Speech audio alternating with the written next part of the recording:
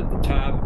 Its leading figures begin to spar with one another because many of them begin to think maybe we're not on the winning side if we stick to the regime. And it gives the opposition courage that the outside world understands how unpopular the regime is inside Iran and how they're willing to stand with the opposition. But, you know, coming back to Iran and what they're doing right now in this region, lashing out at Gulf states is also perhaps their strategy, and they see it as an effective way to compel a change in American behavior. Could Gulf states be putting the pressure on the U.S. here to change tactics, to change the strategy because of the impact it's having on them and the impact it will have worldwide? Well, I think the attacks and the casualties they've caused are unfortunate, but they're really quite minimal.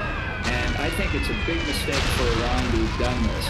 I think the governments of the Gulf Arab states know full well that the only way to peace and security in the Middle East over a sustained period is for the regime in Tehran to be overthrown. Like everybody else, they'd like to do it with a minimum amount of disturbance. But the disturbance is here, and the question is now, are they going to side with Iran, or are they going to side with the United States? I think this is pretty clear. Finally, Ambassador, do you think there's a diplomatic off-ramp at this stage? I'm sorry, I didn't catch your question. Is there a diplomatic off-ramp at this stage? Can there still be a de-escalation?